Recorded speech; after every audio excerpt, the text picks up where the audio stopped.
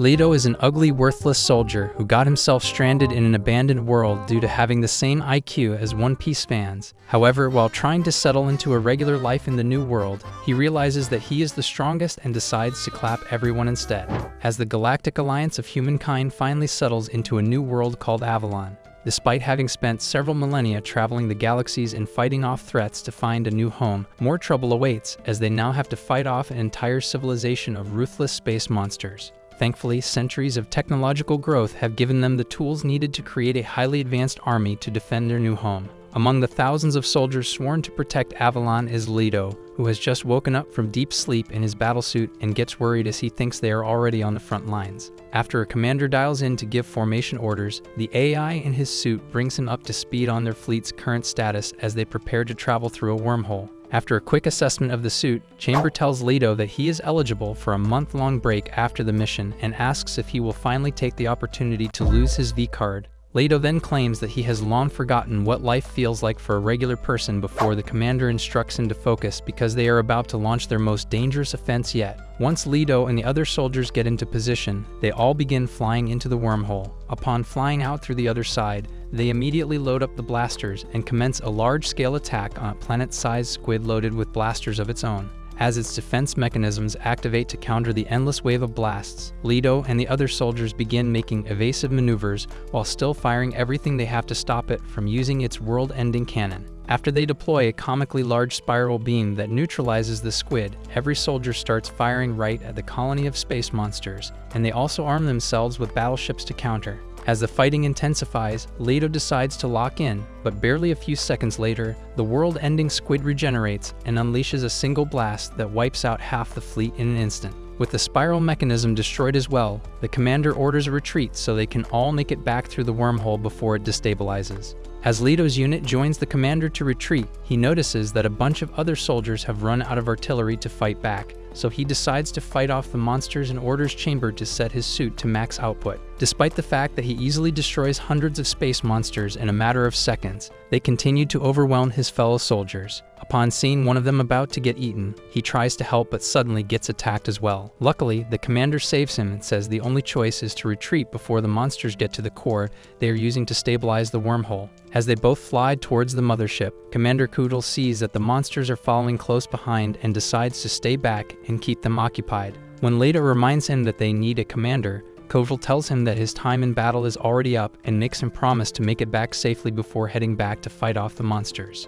Leto then decides to obey his final command, but just as he gets close to dock with the mothership, one of the monsters latches onto his suit. As the mothership gets pulled into the wormhole, Leto manages to destroy the monster, but he loses his grip and ends up falling into the wrong side of the wormhole.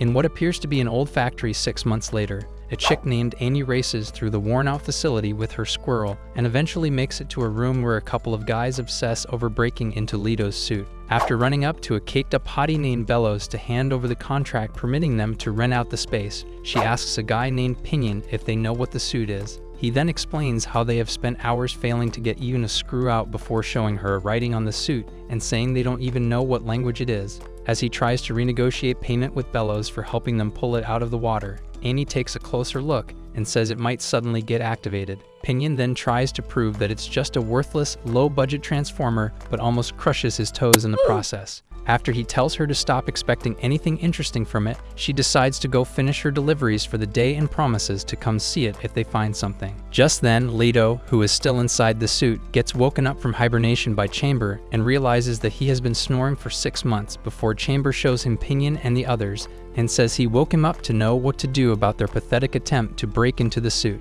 Leto gets more curious about their language, so Chamber says it's an old one that he still hasn't been able to decipher due to a lack of information. After explaining how they got separated from the Alliance and saying that he hasn't been able to figure out their location, Chamber asks if they need to take out Pinion and his squad of pea-brained mechanics. Leto then says it would be pointless because they need to learn more about their current whereabouts, but instead of leaving the cockpit to say hi, he decides to wait until they all leave before climbing out. Barely a few moments later, Pinion comes back in with Amy, who apparently couldn't wait to see the suit again. He once again tells her to stop expecting anything fun, but after seeing footsteps, he grabs the biggest wrench from the toolkit to fight. Just then, Leto grabs Amy and threatens to blow her head off, but Pinion gets confused by his language and tries to attack, After almost melting his feet, Leto throws her perfect cakes across his shoulder and takes off running, so Pinion chases after him and sounds the alarm to wake everyone up. While running through the facility, Leto tells Chamber to make an analysis to figure out what it is and stops at one point to smack Amy's cakes with his gun so she can keep cussing him out long enough for Chamber to understand their language. As Pinion calls a chick named Ridget to explain the situation, the rest of his crew finds Leto, but he manages to escape and makes it out to the edge of the ship before freezing in shock as he sees an endless ocean in front of him.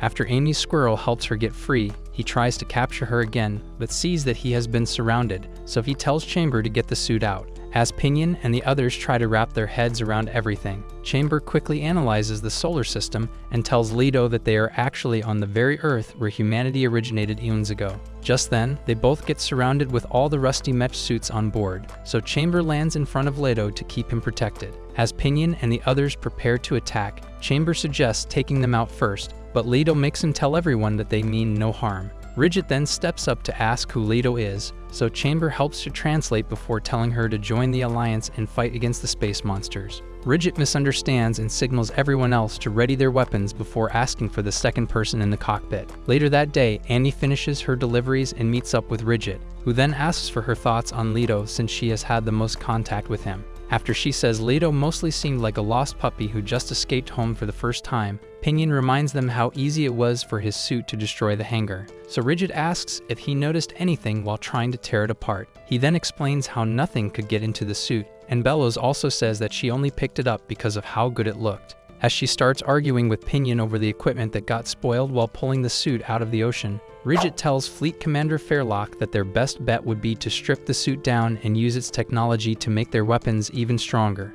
Pinion further suggests tossing Leto into the water, but Fairlock says it would be stupid for them to turn on him now as they still have no idea what he is capable of. By then, Chamber starts coming up with plans to assassinate everyone on board and tells Leto that they could turn the entire fleet into a floating graveyard if he wants. Leto still rejects the idea and reminds him that the only way they can figure out their current location is to learn more about the planet itself. He further reminds Chamber that the Alliance is always searching for habitable planets, so Chamber agrees to put the genocide plan on pause, but suggests returning to hibernation to preserve their resources. Later on, Annie tries to continue making deliveries, but her friends, Melty and Saya, stop her to ask how it felt to get kidnapped by Leto. After pushing them back, she takes off with the wingsuit while Bellows and her crew detach from the fleet to search for more rare items around the spot where they picked up Leto. Several minutes later, Annie gets back home to see her sick brother, Bevel, who then asks about what happened with Leto. After she tells him all about Leto and says they could only talk to him because of the guy translating from inside the battlesuit,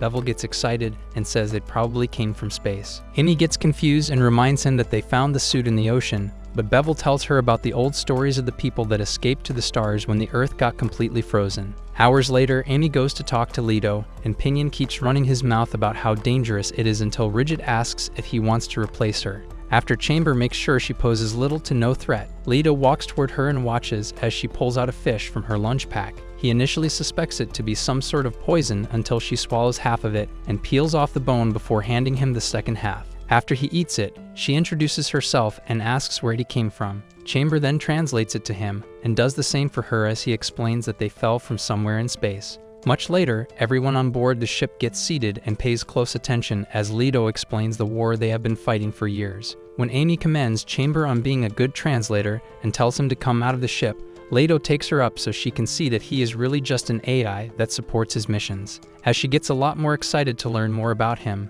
Chamber asks what she knows about Earth's history. So she tells them that it got completely frozen eons ago due to a change in the sun's radiation and ended up covered in water after it all melted away. She further explains how they now survive by merging ships to create a fleet while sending out crews to pull up old ships to find more resources. As they keep talking, Leto notices a part of the water glowing, so she explains how they follow the lightning strikes to channel its electricity for the fleets. When they get closer, he realizes that the sky is clear and tells Chamber to triangulate their location from the stars, but he still fails to get an accurate reading. In the fleet's control room the following day, Amy tells Ridget and the other commanders about Leto, but they refuse to believe that he is a soldier who has spent most of his life fighting giant space squids. While they all agree to the fact that letting Leto roam freely is of no advantage to their fleet, Bellows' crew starts searching for more advanced tech in the water before she sees pirate ships heading toward them. At the time, Leto has just decided to stay on the fleet until their distress signal gets picked up by the Alliance. Just then, he hears the alarm system going off as Bellows' crew gets attacked by the pirate fleet and realizes that they are severely outnumbered. While Fairlock tries to find a solution, Amy runs to Leto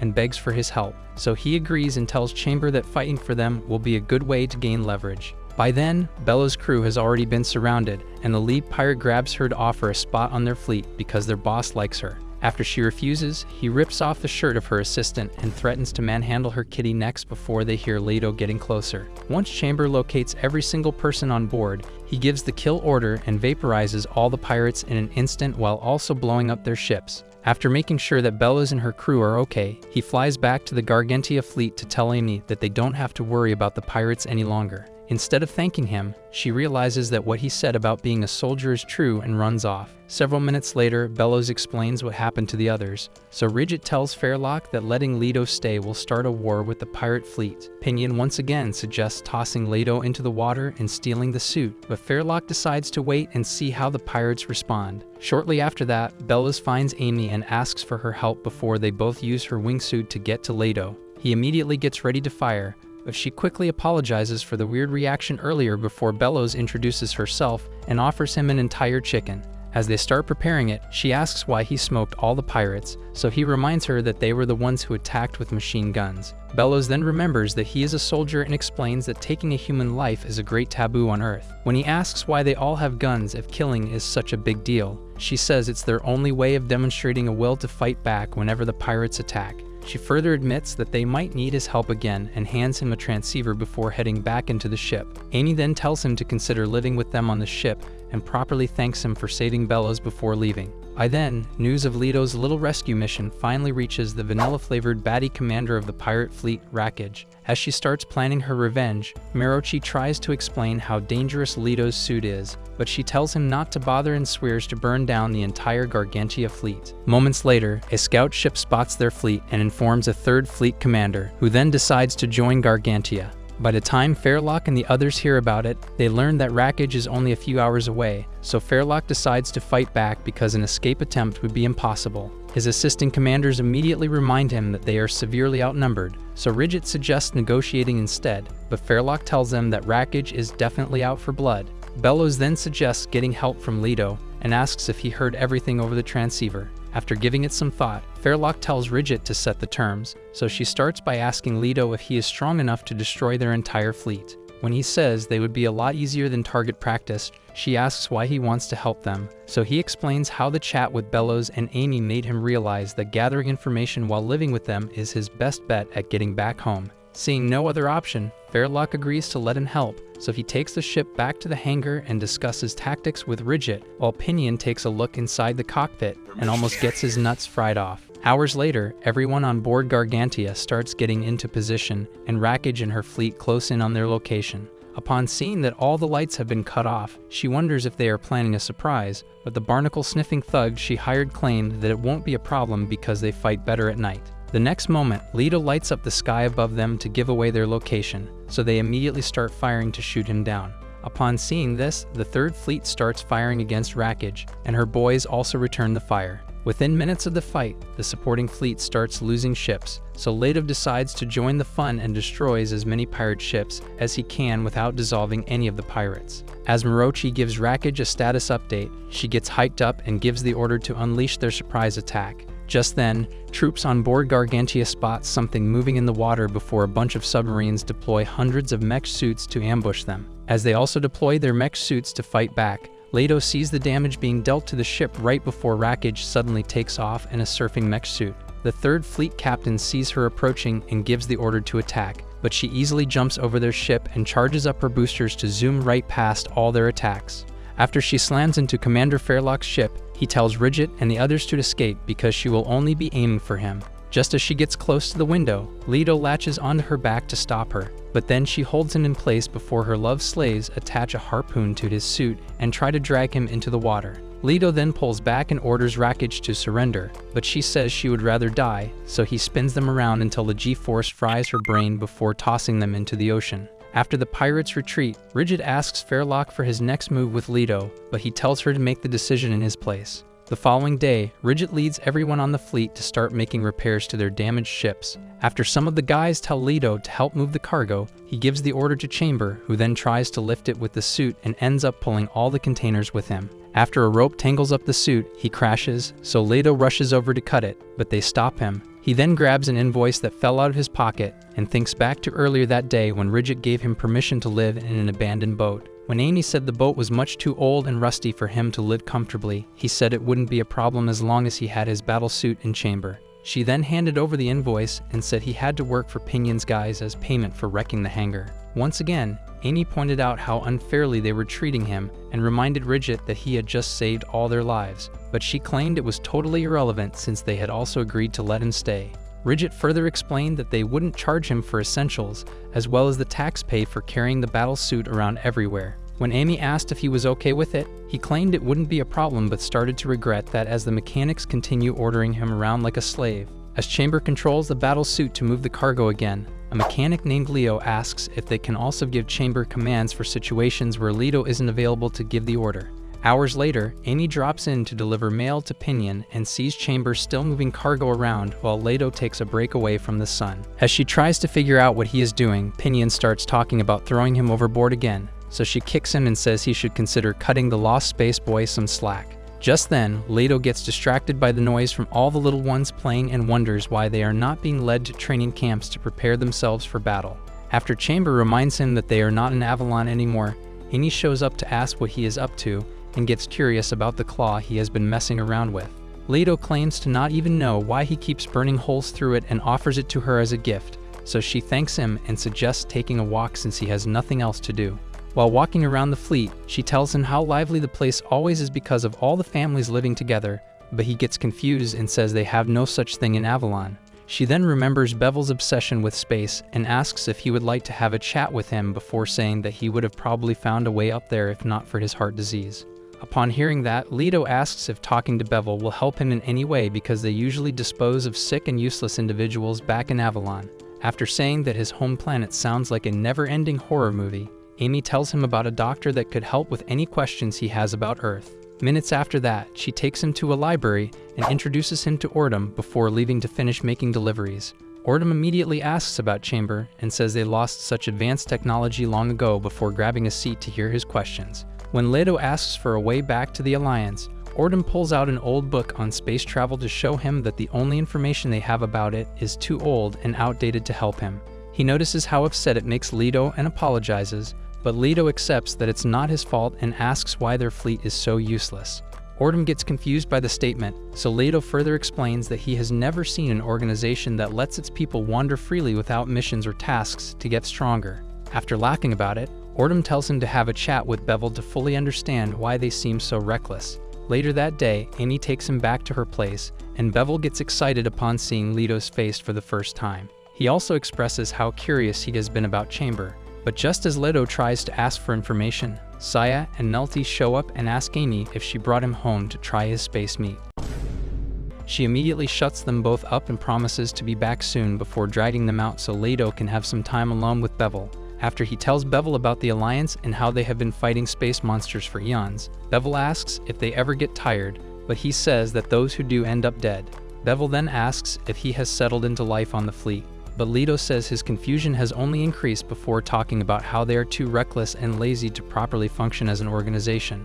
When Bevel says that the fleet is actually just a bunch of people agreeing to live together with no grand purpose except being alive, Leto tells him that such a wasteful existence would never be tolerated in the Alliance. He and Chamber further say that humanity's sole purpose is to completely destroy all opposing space creatures and ensure survival, but then Bevel asks what they will do after completely destroying the space monsters. After Leto tells him that he will probably just remain off duty while waiting for new orders, Bevel says that is exactly what they are doing on the fleet since there is no enemy to destroy except pirates and barnacles. Later on, Bellows finds him lost in thought again and commends him on letting Joe and the others handle the suit. He then asks if he is actually being useful to them, and she responds by telling him to relax and accept that he doesn't need to be a soldier with them. As it suddenly starts to rain, Leto gets shocked as he has never experienced it before, so Chamber tells him not to worry. Bellows then asks for their help to catch some of the rain, so they take a look around to see what everyone else is doing before getting the largest tarp to collect water. A little while after the rain, Saya and Melty see him sitting all alone again and force Amy to stop working so she can work her magic on him. After taking him back to her place to dry off, she heads into the kitchen to make tea while he talks with Bevel about never experiencing rain before. Bevel then brings up what he said about sick people being useless and explains how him being a vegetable somehow makes Amy's life a little better. As Leto insists on how useless he would be to the Alliance, Bevel asks why he turned the monster claw into a flute if the Alliance is completely against anything besides training in war. Leto then says he isn't even sure what a flute is, but when Bevel plays a tune with it, he remembers making one for a boy before he got sent to the Grim Reaper. As tears suddenly fall out of his eye sockets, Bevel asks if he is okay, but he claims to just be confused and asks for the flute again. While working on the flute the following morning, Leto remembers the conversation with Bevel and asks Chamber to find a job he can do on the fleet. After Chamber says he is completely useless outside anything related to combat, he decides to continue working on the flute, but then Amy shows up and greets Chamber before taking a look at the flute. As Leto continues calling it a worthless piece of junk, she tells him to stop looking down on his hard work and drops it before handing over the money he made from working with Pinion's crew the other day. Upon seeing how confused he is, she asks if they don't use money in space, and he explains that the Alliance forbids soldiers from having personal items. He then expresses his desire to work and asks for her help understanding how to get a job. After telling him how important her work as a delivery girl is to everyone, she suggests looking for something he can do to help others and promises to help him. Minutes later, she takes him to see a regular client, and after handing over his mail, she asks if he needs an extra pair of hands, but he tells her to try somewhere else because they just hired new workers. Amy then assures him of work with the fishermen, but after seeing that they are all on the verge of utter poverty, she decides to try getting him a regular office job with Bellows. Unfortunately, Bellows tells her that there is no way he can learn how to handle their invoices quickly enough and says he could help out on a treasure hunt in a couple of days. Due to having a busy day ahead of her, Amy apologizes for having to leave, but he says it won't be a problem and proceeds to spend hours searching for a job on his own. After almost getting his nose fried off by farm waste, he decides to take a break and asks Chamber if he has found anything that matches his skill set. Just then, he hears all the engines shutting down and thinks it's finally time to become useful, but Pinion throws him a shirt before inviting him to a party. Several minutes later, Amy and Bevel join him while Pinion carries a huge chunk of meat and talks about how long he has waited for the calm. Amy then reminds him that the calm is actually more like a general cleanup for the fleet's maintenance and asks why he isn't working with everyone else. As soon as he boasts about having an army of loyal workers doing the job for him, a scavenger unit passes by, and he immediately hides while they keep asking everyone where he is. When Leto finally asks why Pinion is so excited about the calm, Amy explains how they all take a break from the usual work and do a little maintenance because the wind dies down to the point where the water becomes still. As they finally get to the spot for Pinion's party, Chamber lands the battle suit and creates a makeshift pool, so the girls immediately strip and squeeze their jugs into Leto before stripping him and taking a moment to stare at his chiseled abs. They then spend most of the afternoon messing around in the water while Bevel and Dr. Ordom enjoy the shade. Minutes later, Pinion finally gets the girls set up but sees that they still don't have enough power to run it, so he tells Leto to make himself useful. After the battlesuit incinerates everything on the grill, Pinion realizes that he also forgot the special sauce and decides to send Leto. As he gets excited to finally have some work, the girls ask Pinion if sending him to the sauce granny is really a good idea, but he claims it won't be a problem and hands over the directions. The girls then set up some shade to apply sunscreen, but while doing that, Melty decides to eat as little as possible to keep her belly flat. After Saya notices that her love handles are getting out of control and also decides to track her macros, Amy hears Ridget calling over the comms and answers. Ridget first describes where to find the engine's control system before telling her to help fix the sprinkler system to stop it from burning. Amy initially tells her about their party plans but comes up with an idea and challenges the others to a kite race. Meanwhile, Leto finally finds the section Pinion described to him, but he suddenly gets greeted by a beefed-up sugar mama. As he realizes why the girls were skeptical, they launch their surf kites into the water and set the rules before taking off to see who reaches the sprinklers first. By then,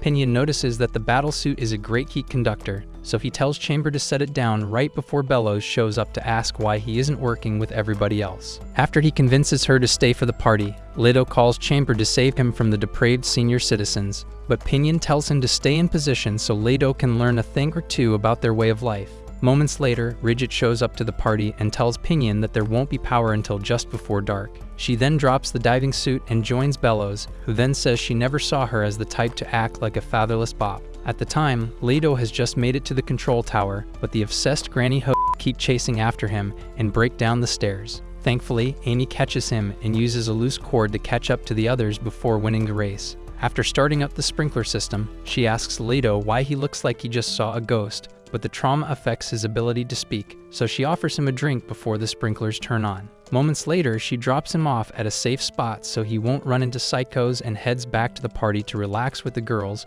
while Pinion turns Chamber into a makeshift grill. Upon finally meeting the granny Pinion told him about, Leto hands over the instructions he wrote, and she takes one look at it before giving him a box. He initially considers taking a peep but remembers that Pinion is probably waiting, so he runs off and gets there in time to see that almost everyone has already heard about the party. After Leto joins them, Pinion tries out the sauce and falls in love with how good it tastes before Amy takes him to get a plate so he can also enjoy the meat. Hours later, the wind picks up again, so everyone starts heading back inside to man their stations. Amy then asks Leto if he had enough, and when he says he actually wanted more, she apologizes for not helping him get the sauce sooner. He tells her not to worry about it, but then she reveals that Pinion actually threw the party to cheer him up because he noticed how sad he was over not finding a job. She and Bevel then lead him back inside and promise to help him find something best suited for his skill set. The next day, Leto tries to count his salary and gets confused as he wonders what he could possibly spend it all on when all his essential needs are already taken care of. Just as he starts to think they probably overpaid him, Amy shows up, so he asks for help, and she remembers what he said about not using money when he was still with the Alliance. She then tells him about an upcoming carnival where he would definitely need the money before taking him to see the Fisherman's Guild master. After introducing them to each other, she asks if they need an extra hand to catch fish for the festival, and luckily for Leto, the guild master happily offers to hire him. When he asks about the battle suit, Leto tells him that he plans to do the work with his hands for once. Moments later, they spot a school of fish, and the guild master explains that they occasionally get trapped in a ring by nanobots from the world before the Ice Age. Leto then climbs into one of their mech suits and easily figures out the controls, but when he asks for the computer system, the guild master reminds him that they don't have his level of technology yet. After listening to some tips to help him pilot the suit properly, Leto rides out to the edge and drops into the water, but then he starts asking the suit for directions. Once again, the guild master reminds him that it isn't like his battle suit and promises that it's as easy as regular swimming. But after saying that he can't swim, Leto flips the suit and ends up being dragged out by a crane. Amy then takes him to a restaurant to help him feel better, but after they get served and eat, Saya and Melty show up to tease her, so she promises to meet up with him for the carnival and runs off with them. Just then, Chamber asks Leto for permission to go fishing on his own, and Leto grants it, so he takes over the battle suit and informs the guild master before diving into the water. Minutes later, Pinion finds Leto slacking off and offers to help him learn how to spend before taking him to a special diner. After placing an order, he asks about his experience so far, so Leto explains how difficult it has been to connect with everyone else. He also reminds Pinion that he still plans to return to the Alliance, but then Pinion asks if he has given any thought to what he might want to do while staying with them. After saying that he at least needs to figure out what he wants before worrying about relating to everyone else, Leto suggests joining his crew to go salvaging because his battle suit will make it easier to get the good stuff. As he continues trying to convince Leto, Amy, and the girls get on stage to perform a dance for the audience, right before Bellows shows up and tells Leto to come salvaging with her instead. When he says he barely knows anything about it, she promises to help him with any questions and even offers to teach him how to swim as well. Pinion, on the other hand, promises him booze and unlimited access to the hottest baddies on the fleet, but as he and Bellows begin arguing about it, Leto gets distracted by Amy's perfect waist until the waiter serves an octopus dish. After he pulls out his gun and says the octopus looks a lot like the monsters he fights in space, Bellows eats a tentacle to show that it is harmless and wonders how he will react if they see a squid while salvaging in the water. Just as he finally drops the gun, Chamber asks him to head back outside to fix a problem. Apparently, his little fishing attempt had ended in a verbal assault session from the guild master because he turned an entire school of fish into ground tuna instead of bringing them in with a net. As he tries to tell the captain that it shouldn't matter as long as it is still fish, Leto shows up and decides to try fishing again, but with the battle suit this time. After diving in, he meets up with the other fishermen and activates a gravity skill to pull thousands of fish into the net. Hours later, Amy meets up with him to rest after her performance, and he decides to play her a tune on the flute. Just then, he hears thunder and immediately shields her while telling Chamber to locate the enemy. When she explains that it is completely safe and natural, he realizes that his hand has been on her back and pulls away. She then tells him to keep practicing how to play the flute, but that reminds him of her dance, so he asks if she also practiced before learning how to move so freely. Instead of giving him a simple answer like any normal person, she proceeds to give him a private dance concert, and he becomes totally immersed in how good she looks right up until the last moment. Afterward, they head over to her place, and he gives Bevel a gift he bought earlier before Ordum explains that he got paid because he was helpful to someone else without having to risk his life in battle. After he tells them about his decision to go salvaging, Bevel gets excited for him and says it will be the perfect opportunity to learn a lot more about the planet. The next day, he takes the battle suit deep into the ocean before meeting up with Bellows and saying he chose her because she sounded a lot smarter than Pinion. As he starts opening up a wrecked ship, she says he might not even need much training because of how efficient his suit is, but he claims to need a lot of help as he still knows virtually nothing about them. After using his lasers to carefully strip down the ship's walls, Chamber warns him of the presence of one of the space monsters, so he pushes Bellows back before charging up the suit's weapons to neutralize it. As he swims toward it, Bellows tries to stop him, but he misses the first shot, and its force blows her back down. She then tells him that any attack will only provoke it to retaliate, but then it latches onto her suit and starts tearing it apart. Leto quickly blasts it to set her free and tells Chamber to prepare the cannon, but he reminds him that it doesn't work underwater. So Leto charges in and hugs the whale squid until it pops like a stuffed balloon. Several minutes later, they get back to the surface and Bellows starts thinking of the trouble his actions will cause, while Ridget completely loses it as she tells Flange and Crown. After they both remind her that everyone on board the fleet sees the whale squid as a sacred creature, she decides to prepare for the possibility that they will all want Leto off the fleet. By then, Pinion, who has just heard about it, finally finds Leto. But while everyone watches in shock as he cleans the whale squid's insides off the suit, Pinion gets excited. After taking a sample of the whale squid in a test tube, Leto tells Chamber to analyze it for similarities to the ones they fought out in space. He then grabs one of its teeth and thinks back to one of his many battles out in space before suspecting that he might have brought it to Earth with him. When Chamber tells him that they have no way of learning how the whale squids infiltrated Earth, he decides to go gather as much information as possible from everyone before seeing Amy. Meanwhile, Ordum has just finished a routine checkup on Fairlock's heart and suggests staying at his main ship to have more access to the rest of the fleet, but Fairlock refuses and says he would rather spend the time he has left thinking of ways to make sure everyone in Gargantia remains happy. Ordum then asks if he is worried about the whale squid incident, but Fairlock claims to be happy with the fact that they get to experience something uncommon and further says his successor has to be someone who knows how to handle unexpected events. Minutes later, Pinion calls out a bunch of his mechanic friends and asks if they would be down to go salvaging in the whale squid territory,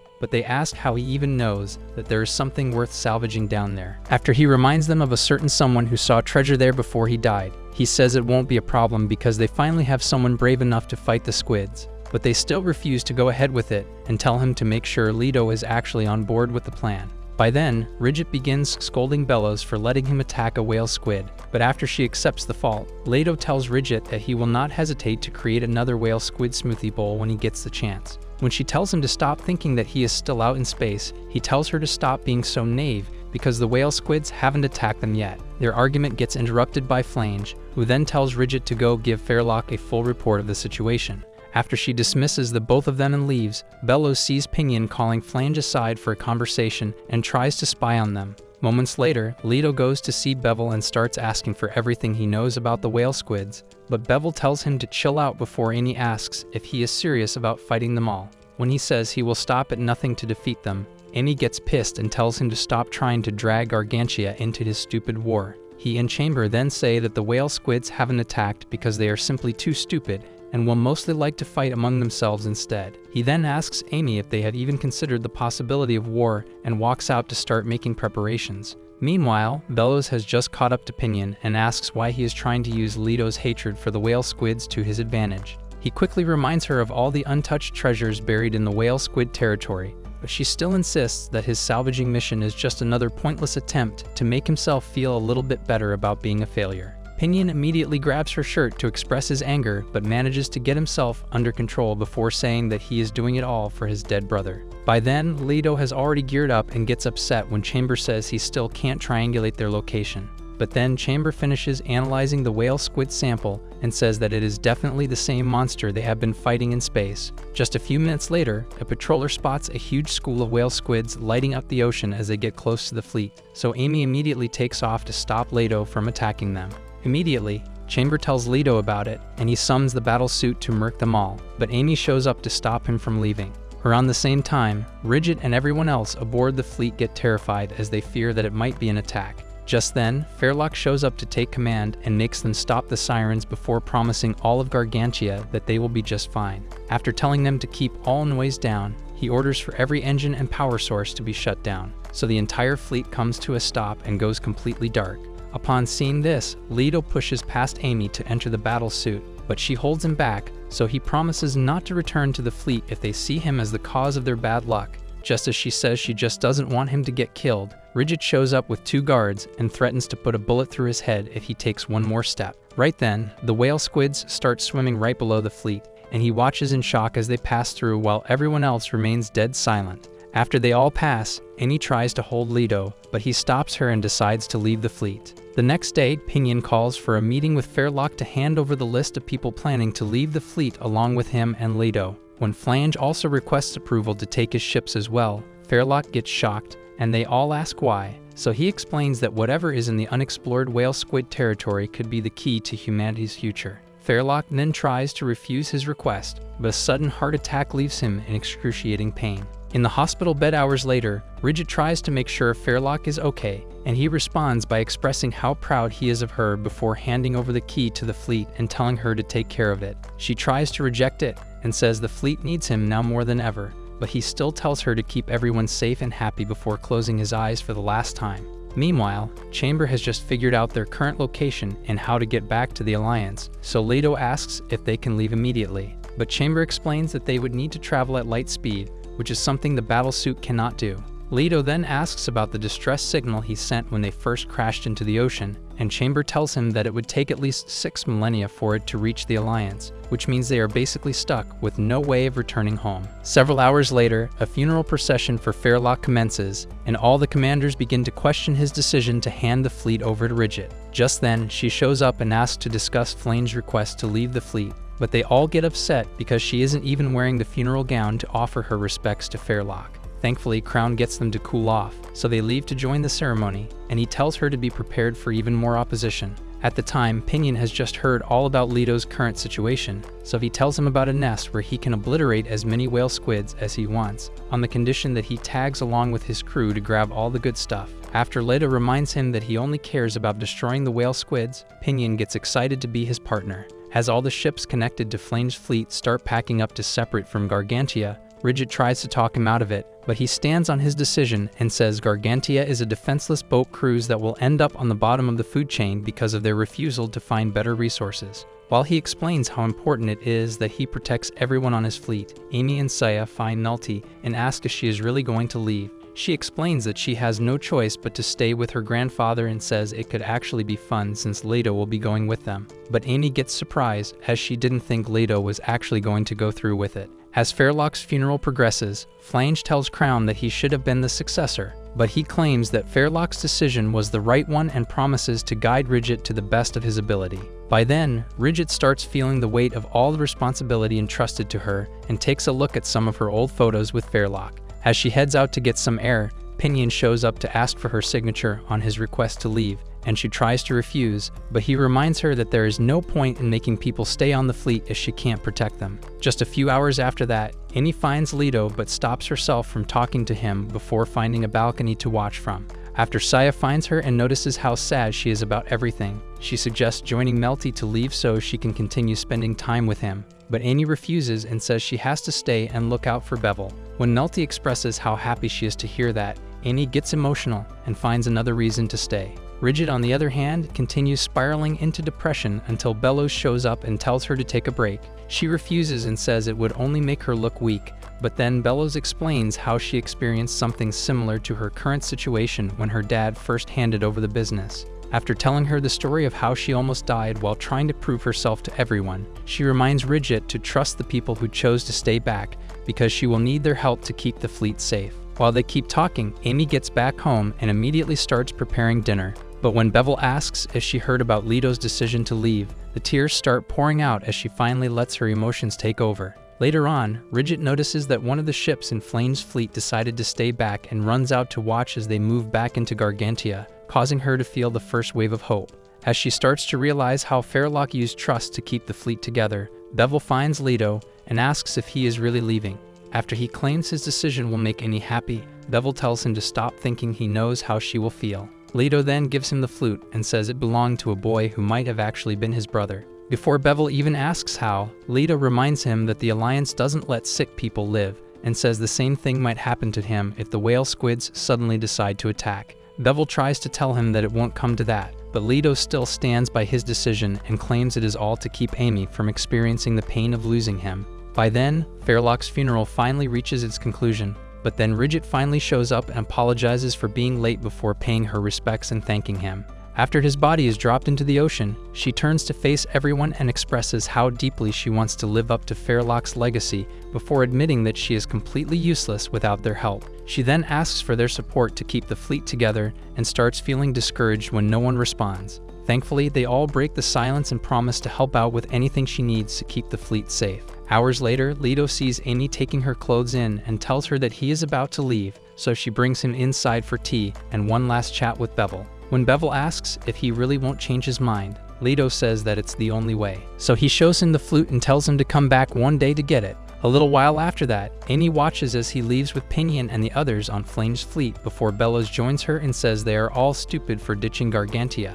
The next day, Pinion leads his crew into a part of the ocean called the Sea of Fog and waits until his tracker picks up the whale squids before giving Leto the signal. After he immediately dives into the water, Chamber scans the squids and tells him that they are a lot weaker than the ones they have been fighting up in space, so Leto decides to save as much power as possible by using the spear. While he continues fighting, the guys on Pinion's crew start to worry that they might get lost in the fog, so he reassures them that it will be as simple as their usual mission as long as they stick to the plan. He then thinks back to the day he first dived into the Sea of Fog with his older brother. Like everyone else at the time, he was scared to be around so many whale squids, but his brother said they didn't have anything to worry about as long as they didn't do anything to piss off the squids. After finding an entry point, he made Pinion stay back to watch while he went inside to find stuff they could take back to the fleet. Barely a few minutes after that, a whale squid showed up and took a good look at Pinion before heading into the building to find his brother. He immediately suggested heading back since they wouldn't have been able to take whatever it was he was looking for,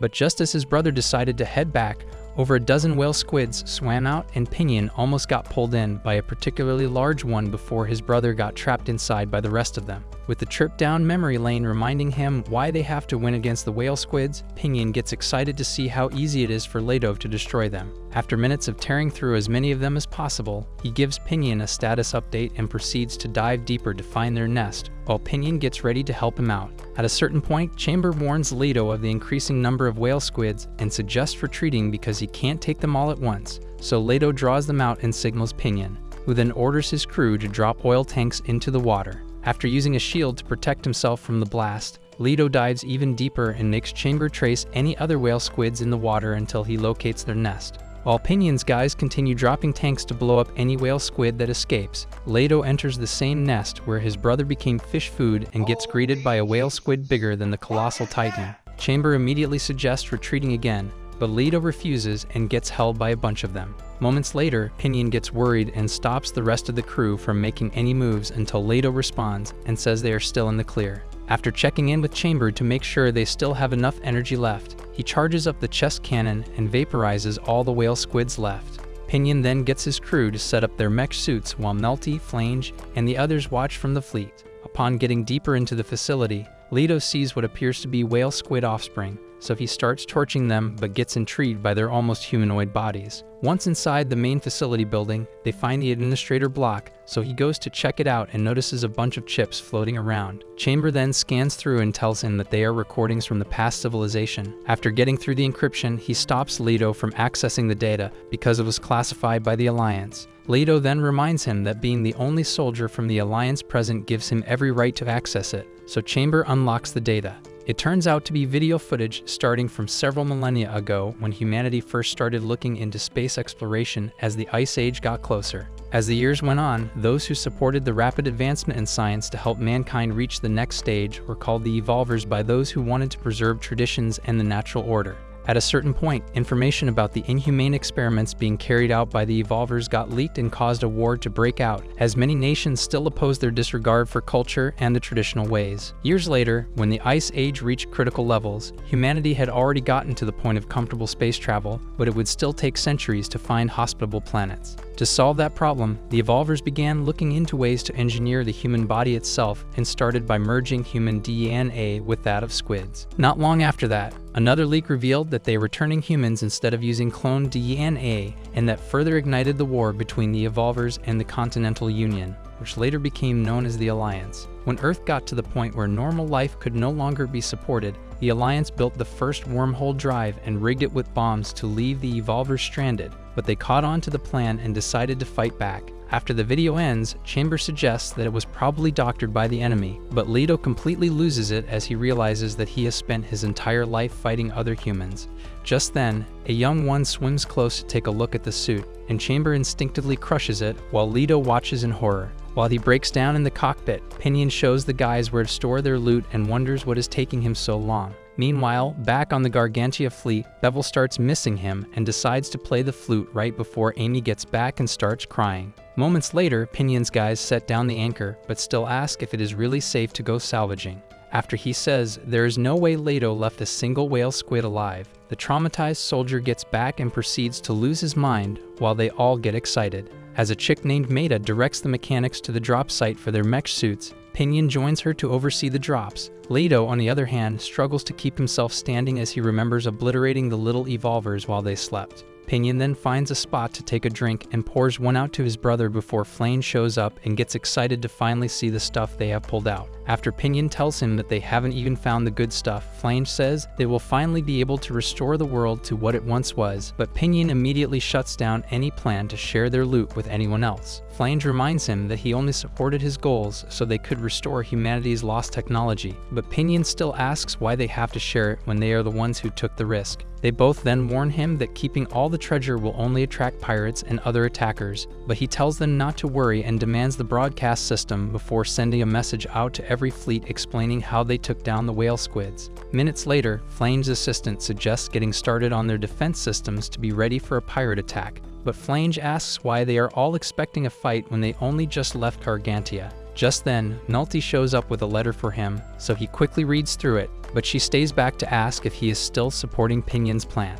After he explains how selfish it would be to hoard everything they recover from the facility, she tells him to stop Pinion, but he further explains how most of the ship owners have already started giving Pinion more respect than him. Just then, Leto's mental episode gets interrupted by Pinion, who then asks why he isn't helping them move some of the stuff. When he refuses to do anything else, Pinion asks if he has lost his edge, and that triggers a shocking response. Meanwhile, Crown has just met up with Ridget to ask for her decision on Pinion's announcement, and she says there's no need to act on it until they have proof. She then asks if the rest of the fleet has heard about it, and Crown tells her that more ship owners might decide to leave when they get the news. While they continue talking about it, Bevel gets the usual checkup from Ordum and asks if he heard Pinion's announcement. Later on, Saya finds Amy by the rails and tries to cheer her up by saying Pinion was probably just running his mouth, but Amy continues to sulk. Barely a day after that, Pinion and some of the mechanics circle a small fleet of pirates and keep firing at them while waiting for the flag of surrender. As the guys tell him that they are running out of ammo, Pinion remembers that they found weapons in the facility and tells Maida to get it running. After hopping into the cockpit, she gets confused by the controls, but after she manages to fire off a single shot, the pirates surrender and beg Pinion to let them join the fleet. He then realizes that accepting weaklings like them will be a good way to build up the fleet and accepts their request. Hours later, Pinion finds Leto still sulking and asks him to help them look through some of the stuff with the battle suit. Leto then gives him permission to take the suit and says he doesn't care what they do with it, but then Pinion drags him out to join a party he set up to celebrate their success. After making sure they all know to thank Leto for defeating the whale squids, he leaves with the suit while Leto continues wondering why he dedicated his whole life to fighting a pointless war. By then, Pinion has just shown Chamber an EMP blaster they pulled out and gets excited to test it out, but after telling him that they need excessive amounts of electricity to run it, Chamber decides to do some research on the nanobots in the water. A little while after that, Leto tries to distract himself by crafting a new flute, but he continues thinking back to how he murked the little whale squids and gets frustrated. Just then, Chamber pulls up his research and says the video footage is legit because the nanobots in the water are what the evolvers they fought in space use as an exoskeleton. Hearing that causes Leto to lose it again, so he asks Chamber why they have been fighting for the Alliance when their enemies are also humans. After Chamber says that their recent discovery doesn't make the Alliance's mission meaningless, Leto becomes convinced that he is just saying what he has been programmed to believe. Chamber then reminds him that they are no longer connected to the Alliance and further explains that they need to keep fighting the evolvers because their goal is to end human civilization. Leto gets confused, so he explains how humans developed machinery like the battle suit so they could continue advancing as a species while retaining their human forms. On the other hand, the evolvers believe there is no need for the human form and will stop at nothing to make sure they are the only superior life forms left to explore the cosmos. Just as Leto starts to understand him, they receive a signal from a second battle suit, and Leto gets shocked when he sees that it's from Commander Kovville. Back in Gargantia at the time, Amy meets up with Bellows to deliver her mail, and Rigid expresses how glad she is to see her up and about again. She also tells her that they might run into Pinion and Leto again soon because the next galaxy current for their electricity is close to the Sea of Fog. Meanwhile, Flange had just seen Commander Kovville's fleet, so he leaves to go tell Pinion, while Leto gets a call from Kovville. After saying that he saw his distress signal but couldn't respond for personal reasons, he asks Leto to come over so they can talk about the mission. By then, Pinion has also seen their fleet, and his crew members start to panic, but he reminds them of the new blaster as well as Leto's support before deciding to say hi by showing who is boss. After they take a shot at Kovville's fleet, he responds by letting off a stronger blast that cuts off one of the ship's masts. Upon taking a closer look and realizing that it came from a battle suit, Pinion starts calling for Leto, but then he takes off with his suit to go see Kovville. As they get to the fleet, he notices how everyone on it appears to be under a hypnotic spell, but thinks Kovville just found a way to get them all in line. He then lands the suit and gets greeted by a priestess named Claria before being led into a dining room. Just as he takes his seat, Kovville appears through a hologram and apologizes for not meeting him in person before saying that he contracted a deadly illness that prevents him from leaving the cockpit. After expressing how happy he is to see him again, Leto promises to serve under him like when they were still with the Alliance, and Chamber requests the data of his illness from Stryker, the AI in his battle suit. While they both continue catching up, Pinion's crew members start getting restless as they no longer have the guarantee of Leto's protection. As he runs out of ways to make them feel optimistic, Flange shows up and orders them back inside before asking Pinion about the second battle suit. They then try to figure out what Kovville's fleet could possibly want before Melty shows up with a transceiver and tells him that they are asking for the fleet's representative. Pinion then decides to be the one going to answer them, but Flange stops him and says his ability to fix busted engines won't help during a proper negotiation. His attempt to establish dominance immediately gets shut down when Melty reveals that they actually want to speak with Pinion. To make the old geezer feel a little better, Pinion tells him to keep everyone on the fleet safe and claims it's for the best that he leaves because no one would like him being the leader after what just happened. After leading him to the pickup point, Melty tells him to stop thinking his people will abandon him after another screw-up because he has practically always been a failure. Moments later, they spot a very familiar mech suit before Rackage climbs out and reintroduces herself as his escort. Upon getting to Kovville's fleet, Pinion notices the extremely poor living conditions of the people before Rackage shows him a painting of the battle suit and says they treat it as a god. By then, Kovville has just finished telling Leto that they have to help the people of Earth become strong enough to fight the Evolvers, so Leto asks if he knew that they are actually humans. When Kovville says that they have lost their humanity, Leto asks why they were never told by the Alliance, and Kovville claims that such information would have been unnecessary to soldiers. He further explains how true human nature must be preserved by making sure the Evolvers on the planet are wiped out and once again asks Leto for his help to complete the mission. Meanwhile, Rackage leads Pinion into a room and instructs him to wait there before leaving, so he tries to get comfy but notices a weird cue. After picking it up and noticing holes around it, he grabs the screwdrivers conveniently left on the table and continues picking at it until it opens up. Striker then introduces herself to him and explains that the cue was actually a test to see if he has what it takes to help advance the mission. When he asks why they specifically wanted him, she reminds him of the blaster he managed to set up from the Evolver's nest and shows him a bunch of guides while explaining that he will basically be in charge of rebuilding all the recovered machinery. Despite being surprised that he would be put in charge of something so important, Pinion plays it cool and demands the safety of everyone else on Flame's fleet before accepting. After Striker leaves, Rackage and the other priests bring in a feast to celebrate him before giving him a declaration to read out and branding him as one of theirs. Just then, Flange and everyone on his fleet hear him on the comms proposing a peaceful coexistence if they agree to join Kovville's fleet. Flange instinctively realizes that it is a trap to make them surrender but knows that they have no option, so he agrees to it. Minutes later, all their ships get linked to Kovville's fleet, and Claria officially welcomes him before making him pledge allegiance. While they read out the new rules to him, Rackage leads Pinion through the fleet, and he asks why there are no regular shops or businesses like they have on Gargantia.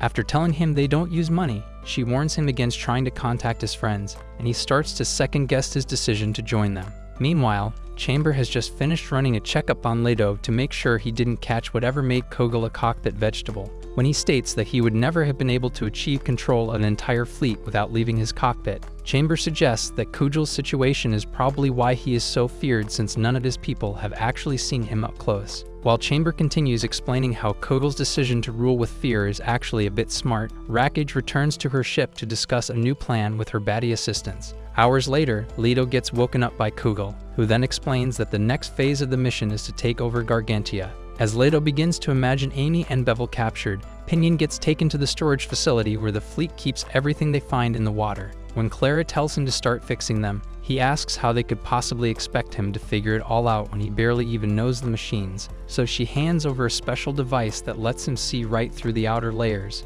After she leaves, Rackage calls him a shameless sellout, but he ignores her and continues searching through everything until she asks for a partnership. He then asks what she wants, so she tells him about her desire to go back to being a pirate and says she needs access to Leto's battle suit to sink Kovville's entire fleet. While she also takes the opportunity to flirt with him, Leto goes to see Kovville and asks if he can take another fleet instead of Gargantia. When he refuses and insists that capturing Gargantia will make their mission move faster, Leto tries to argue that he will only be creating another version of the Alliance, but Kovville still insists on his plan. By then, Pinion has just started working on one of the machines, and Melty suddenly shows up and hands over the usual mail with a hidden message underneath. Shortly after that, Leto reminisces on the battles he has fought with Kovville and starts to think he might be right before a random squirrel reminds him of Amy. While he struggles to make a decision, Pinion sneaks off to meet Flange, who then demands that he do something to save everyone on their fleet from becoming mindless robot worshippers. As he decides to tell them about Rackage's plan,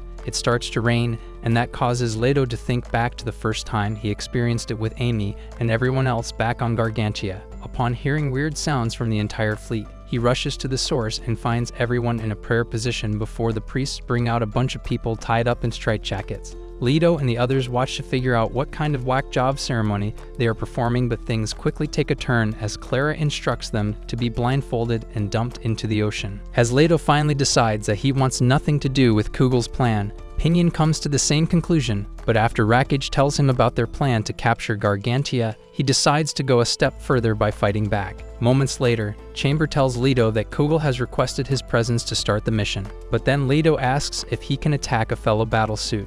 After Chamber says that all decisions connected to choosing opponents to fight are up to him, Pinion shows up to help him get started. Minutes later, he meets up with Melty and tells her to fly all the way to Gargantia and warn them without using comms, which will only make Kovville start the plan sooner. Melty initially tries to refuse because of the distance, but he starts begging and says she will be their only hope to save Amy and the others. After hours of flashing the SOS signal, she finally sees the fleet and loses consciousness before falling off the kite. Thankfully, Amy saves her and says she saw the signal minutes ago before getting her to the fleet and waiting until she regains enough strength to explain the danger they are in.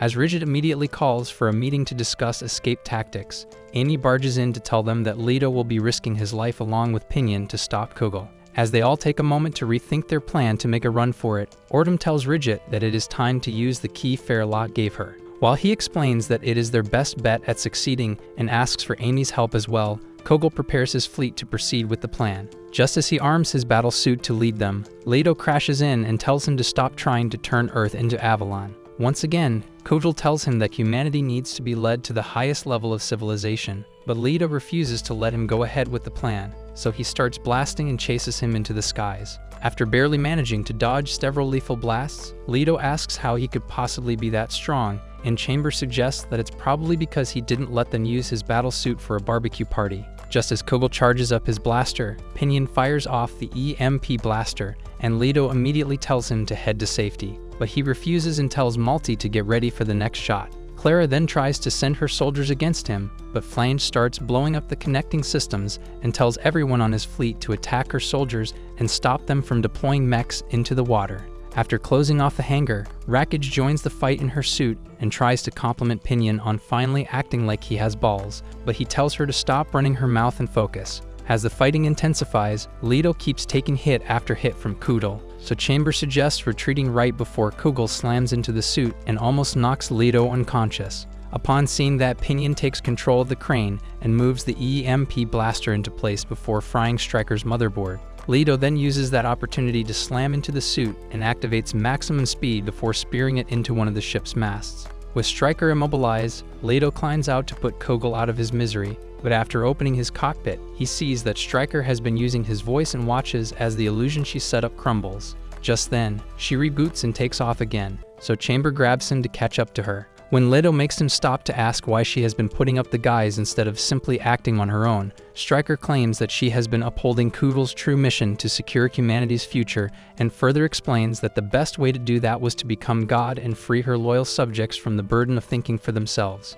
Chamber immediately points out the flaw in her reasoning and reminds her that they were created to serve humans, not to be served by them, but she still insists that reigning over them is the best way to ensure their survival and progress. Chamber then tells Leto that ripping her apart has to be their top priority, and that makes him realize how dedicated Chamber is to fulfilling his programmed mission. While they both agree that she has to be stopped, Rackage meets up with the pirates from her fleet to fight off Clara's brain-dead soldiers. At the same time, Flame's assistant tries to convince him to make a run for it, but he refuses and says they absolutely cannot fail after abandoning Gargantia. As the blasts start affecting them, Pinion's guys run out of ammo, so he calls Rackage and tells her to make herself useful by keeping them covered until they get to a safe distance. He then sees that they are getting emotional and claims that he is only doing it to make sure no one else shares his treasure. While he prepares to go all out, Leto continues struggling to land a single shot on Striker and wonders why he was so blind to the Alliance's truth. When he decides to go all out and tells Chamber to start the Neural Link protocol, Chamber refuses and says it could literally fry his brain. Leto then realizes that Chamber is still trying to protect him despite everything, so he expresses his gratitude before explaining how they currently have no greater purpose than stopping Striker from spreading the Alliance's dark method of civilization to Amy and the others. After Chamber agrees and activates the Neuralink protocol, he finally manages to land a hit on Striker just before hearing a familiar voice and seeing Amy flying toward him. At the time, Ordom has just led Ridget and the other commanders to the location of a powerful weapon and explains that it is the only way to keep the people of Gargantia protected before showing Ridget where to slot in the key. As the weapon begins powering up, Amy tells Leto not to get himself killed so they can all live together again, but then he suddenly sees a missile dropping into the ocean. Amy then promises to help him take Striker down before flashing a signal to Commander Worm and his fleet. As they change course to reach Kovville's fleet, Bellows and everyone else on Gargantia start working together to load up their old ships with explosives. With help from all the other commanders, Ridget reactivates the weapon for a second blast, and this one nearly sends Clara to the Grim Reaper. Striker then tracks the source of the blast back to Gargantia and decides to go destroy the fleet while Leto chases after her. Despite seeing that they have been clearly defeated, Clara still tells her fellow priests to trust Kovville, but then they see Commander Worm's fleet approaching. Meanwhile, Pinion has just realized that he is about to get surrounded, so he decides to arm all the blasters to explode right before Rackage calls and tells him to get his worthless cakes to the observation deck. When he gets there, she tells him not to worry because Ridget's blaster is aiming for the tower next, so he waits for her signal before jumping off. After making sure they have gotten to a safe distance, Ridget gets the signal and fires one last bomb that completely obliterates the tower. With Kovville's fleet destroyed, Amy decides to leave Leto to handle the rest, but the fight against Striker starts to wear him down, and Chamber warns that the neural link is reaching a critical level. Leto then takes a moment to think about Amy and says that he never really had a fear of dying in battle until she came into the picture. As he wishes that they could have talked one last time, Chamber claims that he is not mentally fit to pilot the suit and ejects him from the cockpit before telling him to live to the fullest. Stryker immediately starts attacking again, but instead of trying to evade, he flies right through her blasts and holds her in place before charging up his cannon to the max and sacrificing himself to blow her up. Days later, things start to look normal again aboard Gargantia as everyone starts working together to rebuild what was lost during the fight. While Rigid and the other commanders oversee the members of Kovville's fleet that chose to join them, Bevel starts a class to educate everyone on the origins of their world so they won't make the mistake of thinking a space android is God. Around the same time, Leto gets back from a salvaging mission and shows Bellas another recording from the past civilization before explaining how they might soon be able to communicate with the Evolvers. With no immediate threats to fight for the first time in his life, will Leto finally take the time to learn how to rizz up Amy? That is it for this video. Leave a thumbs up if you liked it and subscribe to the channel for similar content. And as always, thanks for watching.